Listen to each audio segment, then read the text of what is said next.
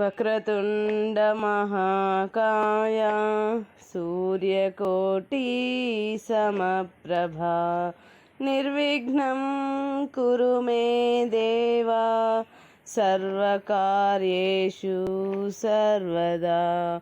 గురుబ్రహ్మా గురుర్విష్ణుః గురుర్దేవో మహేశ్వరః గురుః సాక్షాత్ పరబ్రహ్మ తస్మై శ్రీ గురవే నమః. ఓం ద్రాం దత్తాత్రేయాయ నమః. శ్రీ గురుదత్త జయ గురుదత్త. శ్రీ దత్త కథా సుధారణము. ఓం శ్రీ గురుదేవ దత్త. 16వ రోజు పారాయణం. 4వ కథ. విష్ణుదత్తుడు దత్తుణ్ణి దర్శించుట. సహ్యాద్రి పర్వత పాదభాగమున మాతాపురమును గ్రామము కలదు.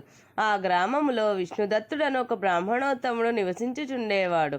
అతడు మహాపండితుడు, వేదవేత్త, సుప్రసిద్ధుడైన శ్రోత్రియుడు, బ్రహ్మనిష్ఠుడు అయి ఉండెను. ఆ విష్ణుదత్తుడు శాస్త్రవిధిని చక్కగా పాటించుచుండేవాడు. అతని భార్య పేరు సుశీల. అటువంటి సాధ్వీమణి భార్యగా లభించుట అతని సుకృతమనవచ్చును. ఆ గ్రామములోని రైతులు వారికి పండిన పంట ఏదైనా విష్ణుదత్తునికి సమర్పించనిదే వారు తినరు. విష్ణుదత్తుడు ఆయాచితంగా వచ్చిన వస్తువులను భగవదర్పణము గావించి సర్వజనుల మేలు కోరుచూ ఉండేవాడు. ఆయన సహధర్మచారిణి సుశీలమ్మ కూడా అందరికీ ప్రేమాస్పదమైన మాటలతో తృప్తి కలిగించేది. సౌశీల్యము కలిగి భర్త అడుగుజాడలలో నడిచేది. మహాపతివ్రతగా కీర్తి గడించినది. నిత్యము భర్త అగ్ని ఆరాధన చేయుటకు కావలసినవన్నీ అమర్చేది. సత్యసంధుడైన భర్త తనకు లభించినందులకు సంతృప్తితో జీవించేది. వారిరువురు శ్రీ దత్తస్వామిని ఆరాధ్య దైవంగా ఎంచుకొని పూజించేవారు. వారిరువురకు ఆ గ్రామ ప్రజల సంక్షేమమే ముఖ్యముగా ఉండేది. విష్ణుదత్తుడు ప్రతిరోజు వైశ్వదేవము చేసి బలియన్నము వారి వాకిట్లో ఉన్న అశ్వత్థ వృక్షము కింద భూతబలికై ఉంచేవాడు. ఆ రావి చెట్టుపై నివసించే ఒక బ్రహ్మరాక్షసుడు కాకి రూపంగా వచ్చి ఆ బలియన్నమును తినసాగెను. ఆ విధంగా కొంతకాలం తినగా ఆ బ్రహ్మరాక్షసునిలోని క్రూరత్వము అంతరించినది. క్రమంగా పరోపకార బుద్ధి వృద్ధి పొందినది. తనకు మంచి బుద్ధి కలిగినదని, ఈయన సమర్పించిన మంత్రపూతమైన అన్న ప్రసాదమేనని, తద్వారా తన అమితమైన ఆకలి శాంతించినదని నిర్ధారించుకొని ఆ బ్రహ్మరాక్షసుడు విష్ణుదత్తునికి ఏదైనా ప్రత్యుపకారము చేయవలనని నిశ్చయించుకొనెను. ఒకనాడు విష్ణుదత్తుడు బలియన్నమును చెట్టు క్రింద ఉంచి వెనుదిరుగు లోపల బ్రహ్మరాక్షసుడు, ఆర్య విష్ణుదత్త, ఒక క్షణం ఆగుము అని మాటలు వినిపించెను. ఎవరు మాట్లాడుచున్నారోనని అటు ఇటు చూచుచుండగా చెట్టుపై నుండి బ్రహ్మరాక్షసుడు క్రిందకు దిగెను. అతని భయంకర ఆకారమును చూచి బ్రాహ్మణుడు తత్తరపాటునకు గురి అయ్యెను. రాక్షసుడే కాని కంఠస్వరము మృదువుగానే ఉన్నదే అనుకొని నిలద్రొక్కుకొనెను. విష్ణుదత్త, నా పూర్వకర్మల ఫలితముగా బ్రహ్మరాక్షసుడనైన నేను నీ పుణ్యవశాన నీవు పెట్టిన బలియన్నం తిని మంచివాడనైతిని. క్రూర బుద్ధి తొలగిపోయి పరోపకార బుద్ధి కలిగినది. నా ఆకారము కూడా మారవలనన్నచో నీకు త్రిపకారము చేయవలసి ఉన్నది. నీ కోరిక ఏదో తెలిపినచో దానిని తీర్చి నేను తరించదనని పలికెను. విష్ణుదత్తుడు, నాది తృప్తికరమైన జీవితం, అసలు కొరతలు లేవు, కోరికలు లేవు. నీకు మేలు జరిగింది, సంతోషం, వెళ్ళిరా అన్నాడు. నీవు కోరవలసినదే, నేను తీర్చి రుణ విముక్తుడు కావలసినదే అని పట్టుపట్టెను. అప్పుడు సుశీలమ్మ భర్తకు సలహా చెప్పెను. ఆర్య, తమరు దత్తదేవుణ్ణి దర్శించాలని ఎన్నోసార్లు అన్నారు కదా, చేతనైతే ఆ స్వామి దర్శనము చేయించమనండి, లేకుంటే లేదు అన్నది. ఆ మాటే రాక్షసునితో అన్నాడు విష్ణుదత్తుడు. ఆ రాక్షసుడు ఆ మాట విని అదిరిపడి తమాయించుకుని, ఆ స్వామి పేరు వింటేనే మా భూత ప్రేత పిశాచాలన్నింటికీ హడల్. అయినా నీవు కోరావు కావున తీర్చక తప్పదు. నేను 3 సార్లు ప్రయత్నిస్తాను, దూరం నుండి మాత్రమే చూపుతాను, పట్టుకోవలసింది నీవే అని వెళ్ళిపోయినాడు. తరువాత ఒకనాడు వచ్చి, విష్ణుదత్త రావయ్యా, నీ స్వామి దగ్గరలోనే ఉన్నాడు, రా పోదాం అని వెంట తీసుకొని పోయి దూరంగా నుండి, అడుగో ఆయనే నీ స్వామి, పోయి కాళ్ళు పట్టుకో అని చెప్పి దూరంగా పోయినాడు. అది ఒక పానశాల, మాంసపు అంగడి. అక్కడ ఒక త్రాగుబోతు అక్కడ మాంసపు ముక్కలు అడుక్కు తింటున్నాడు. మెడ నిండా ఇనుపనగలు, దిగంబరుడు. అతని నోటి నుండి సొంగ కారుచున్నది, ఈగలు ముసురుచున్నవి. ఆ ఆకారం చూచి, నా స్వామి ఇట్లుంటాడా, చీచి నేను మోసపోయాను, ఇటువంటి చోట ఏనాడూ కాలు పెట్టలేదు నేను. ఇప్పుడేమి కర్తవ్యమని యోచిస్తుండగానే గ్రుడ్లురిమి చూస్తూ ఆ పిచ్చివాడు అదృశ్యమయ్యను. వెంటనే బ్రహ్మరాక్షసుడు వచ్చి, ఓ ఈ పిచ్చి బ్రాహ్మణుడా, అతడు పిచ్చివాడనుకొన్నావా? అయ్యో, అందివచ్చిన అవకాశమును వదులుకొన్నావు. సరే, ఈ రోజుకు తిరిగి ఇంటికి పొమ్ము. ఆయన విచిత్ర వేషధారి అని పురాణములలో చదవలేదా అని మందలించాడు. మరొక రోజు బ్రహ్మరాక్షసుడు మునిమాపు వేళ ఊరి బయట శ్మశాన వాటికకు తీసుకొని పోయి, ఆ కనిపించేవాడే నీ స్వామి, పోయి పాదాలు పట్టుకో అని దూరంగా పోయినాడు. విష్ణుదత్తుడు దత్తాశరణం దేవాశరణం అంటూనే గుండె దిటవు చేసుకుని దగ్గరగా పోయి కాళ్ళు పట్టుకోబోతుండగా ఆ వ్యక్తి చేతిలో ఉన్న ఎముకతో విష్ణుదత్తుని తలపైన గట్టిగా కొట్టగా ప్రాణం దిమ్మెరపోయింది. దత్తాశరణం అంటున్నాడు కానీ ఇంతలో 4 కుక్కలు అరుస్తూ ఉంటే భయంతో వెనుదిరిగి పడుతూ లేస్తూ దూరంగా వచ్చేశాడు. కానీ పరిగెత్తుట వలన ఆయాసపడుతున్నాడు. బ్రహ్మరాక్షసుడు వచ్చి, ఏమయ్యా, నీకు దేవుని దర్శనం ముఖ్యమా, ప్రాణం ముఖ్యమా? దైవ దర్శనం చేసుకోకుండా ప్రాణం దక్కించుకున్నావా? సరే, మరి ఒకసారి జాగ్రత్త పడు అని ఓదార్చాడు. సుశీలమ్మ భర్త ఆయాసం చూచి చాలా నొచ్చుకొన్నది. మనం ఈ కోరిక కోరకున్నా బాగుండేదేమో అని ఆయనకు ఉపచారములు చేసి సేద తీర్చినది. ఒకరోజు ఉదయాన్నే వచ్చి బ్రహ్మరాక్షసుడు, విష్ణుదత్త రావయ్యా, నీ స్వామిని చూపిస్తా అంటూ పిలిచాడు. విష్ణుదత్తుడు దత్తాశరణం దత్తాశరణం అనుకుంటూ అతని వెంట నడిచాడు. రాక్షసుడు అతనికిట్లు బోధించాడు. ఓ పురాణవేత్త, ఇప్పటికే నీకు ఆ స్వామి మాయలు అర్థమైనవి కదా. భయపడకు, స్వామి రూపంతో నీకు పని లేదు. అందుండు తత్వమును దర్శించే ప్రయత్నం చేయుము. ఆఖరి ప్రయత్నం నీవు స్వామి పాదాలు వదలవద్దని ప్రబోధించాడు. విష్ణుదత్తునిలో కూడా దృఢమైన నిశ్చయమే చేసుకుని సిద్ధంగా ఉన్నాడు. స్వామిని ప్రసన్నుని చేసుకొనుటో లేక ప్రాణాలు అర్పించుటో ఏదో ఒకటి జరగాలని భావించుకొన్నాడు. దూరం నుండి, అడుగో నీ స్వామి, జంకకపోయి కాళ్ళు గట్టిగా పట్టుకో అని రాక్షసుడు చూపించి దూరంగా పోయినాడు. ఆ ప్రదేశం హరిజనవాడ. ఒక వ్యక్తి వికార రూపంలో ఉండి గాడిద శవం నుండి మాంసపు ముక్కలు కోసి కాకులకు, కుక్కలకు, నక్కలకు వేస్తూ బండబూతులు తిడుతున్నాడు. విష్ణుదత్తుడు ఈసారి దేనిని పరిగణింపదలుచుకోలేదు. సరాసరి దత్తాశరణం, శ్రీదత్తాశరణం, స్వామి శరణం అంటూ స్వామి కాళ్ళు పట్టుకున్నాడు.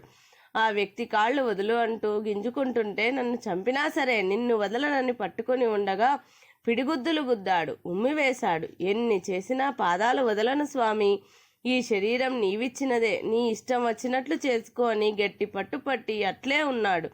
ఉన్నట్లుండి మృదు మధురమైన కంఠస్వరంతో, విష్ణుదత్త, నా కొరకు ఎందుకింత కష్టపడినావు, లేలెమ్మంటూ స్వామి వాక్కులు చెవులకు సోకినవి. విష్ణుదత్తుడు లేస్తుంటే స్వామి వంగి అతనిని లేపి అతని శరీరమంతా ప్రేమతో నిమురుతూ ఉంటే ఆ స్పర్శకు ఆనందముతో నోట మాట రాకున్నది. కళ్ళు మాత్రం ఆనందాశ్రువులు వర్షిస్తున్నాయి. కొంతసేపటికి కాస్త స్థిమితపడి శ్రీదత్తా రక్షమాం, శ్రీదత్తా పాహిమాం అనగలిగాడు. విష్ణుదత్తుడు చుట్టూ కలయ చూస్తుంటే అంతకు పూర్వం తాను చూచిన దృశ్యాలేవీ అక్కడ కనిపించలేదు. దివ్యకాంతితో వెలిగిపోతున్న స్వామి తప్ప మరెవరూ లేరు. ఆశ్చర్యానంద సంభ్రమాలు ముప్పిరిగొన్నవి. మాట రాక తబ్బిబ్బు పడుచున్న ప్రియభక్తునితో స్వామి, ఏమయ్యా, ఏమి కోరి ఇంత కష్టపడి దర్శనం పొందినావు? నీ కోరిక ఏదో చెప్పు, తప్పక తీరుస్తాను అన్నారు. విష్ణుదత్తుడు, స్వామి, నిన్ను దర్శించాలన్నదే నా కోరిక, అది తీరింది స్వామి, నాకింకేమీ కోరిక లేదు అనగా, స్వామి, నా దర్శనం వృధా పోరాదు కదా, నీవు కోరవలసిందే, నేనివ్వవలసిందే అన్నారు. విష్ణుదత్తుని మనసులో తలుక్కున ఒక ఆలోచన మెదిలింది. స్వామి, ఒక కోరిక, రేపు మా ఇంటిలో ఆబ్దికము నిర్వర్తించదను, తమను భోక్తగా వచ్చుటకు అనుమతించిన చాలు అని కోరెను. దత్తస్వామి చిరునవ్వులు చిందిస్తూ తప్పకుండా వస్తానని మాట ఇచ్చి అంతర్ధానమైనారు. విష్ణుదత్తుడు ఇంటికి పోయి సుశీలమ్మతో జరిగినవన్నీ చెప్పాడు. దత్తుని కృపను వర్ణించుటకు మాటలు చాలవని చెప్పుచూ ఆ దివ్య దర్శనమును తలంచి ముగ్ధుడై ఉండెను. మరునాడు ఆబ్దికమునకు కావలసిన ఏర్పాట్లలో సుశీలమ్మ నిమగ్నురాలైనది. విష్ణుదత్తుడు విస్తర్లు కుట్టి తయారు చేశాడు. మధ్యాహ్న వేళ అయినది. ఎండుటాకు చప్పుడైనా స్వామి వచ్చారేమోనని వాకిట్లోకి చూస్తున్నాడు విష్ణుదత్తుడు.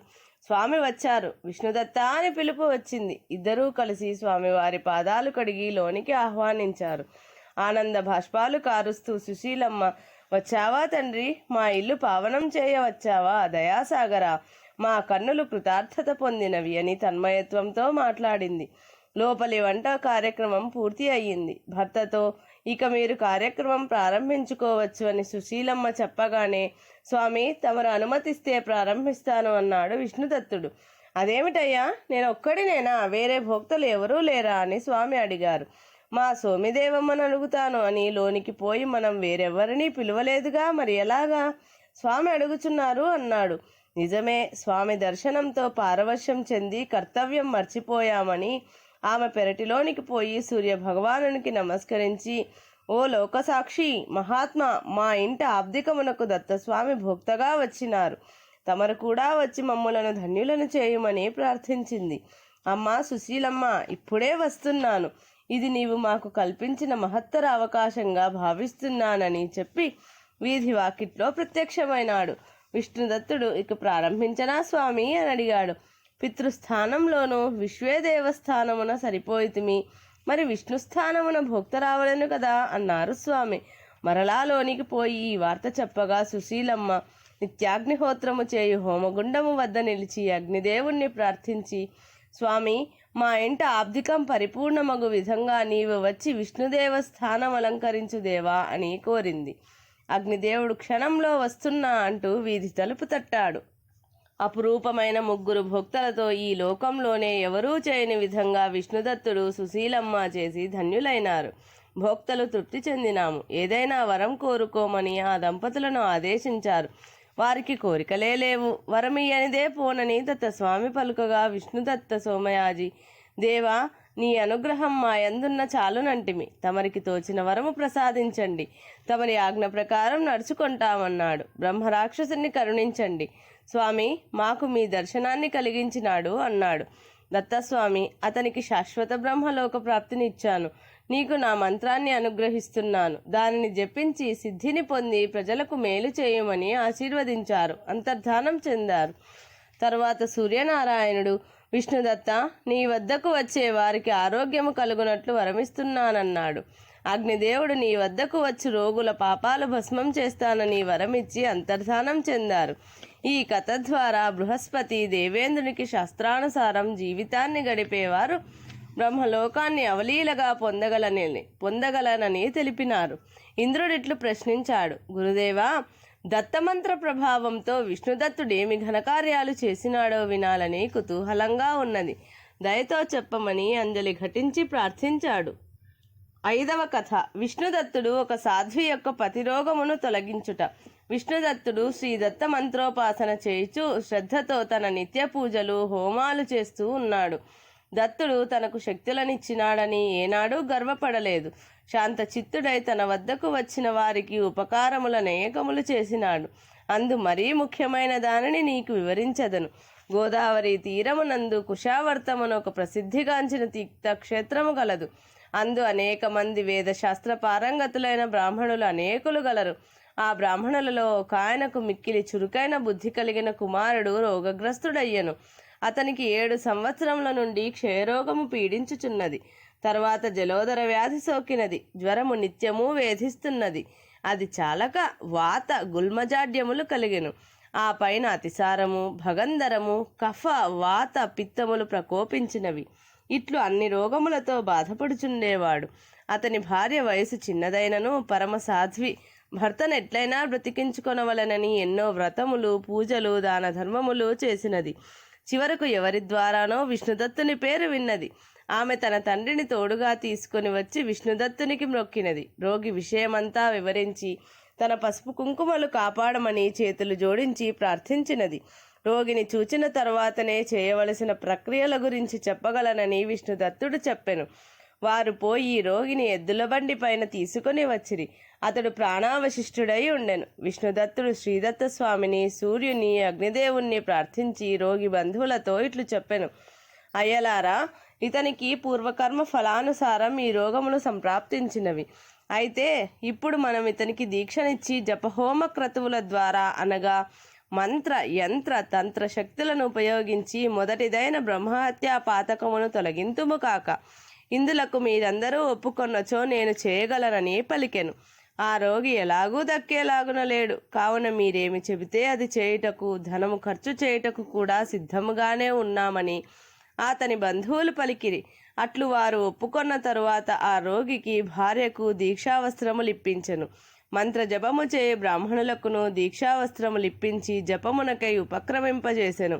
అగ్ని కార్యము చేయించి 4 రోజులలో క్షయరోగము పూర్తిగా నివారించెను. తర్వాత రెండవదైన జలోదర వ్యాధి హరికి విద్రోహము చేయట వలన కలిగినది. వాత గుల్మ వ్యాధులు మూలపాతకములు వానికి ప్రాయశ్చిత్తములు తగు విధముగా చేయవలనని తెలిపి అట్లే చేయించెను. అన్ని ప్రక్రియలు పూర్తి అగుసరికి అతని శరీరము శక్తివంతమై ప్రకాశించినది. ఆ బ్రాహ్మణుడు అతని భార్య బంధువులందరూ విష్ణుదత్తునికి కృతజ్ఞతలు తెలుపుకొని ఇళ్లకు పోయిరి. దేవేంద్ర, వింటివా? మంత్ర యంత్ర తంత్ర శాస్త్రములన్నీయు భగవంతుని కృపను పొందించి సంసార సాగరము నుండి తీరమును చేర్చగలవు. కానీ వానిని ఉపయోగపరచి విధి విధానమును తెలిసి ఉపయోగపెట్టుటలోనే ఎంతో చాకచక్యత కావలెను. ముఖ్యముగా ధనాశ ఉండరాదు. అది ఉన్నచో ఆ క్రియలన్నీ నిషిద్ధములు, క్షుద్రములుగా మారును, అనర్థములకు దారితీయునని ఇంద్రునికి బృహస్పతి వివరించెను.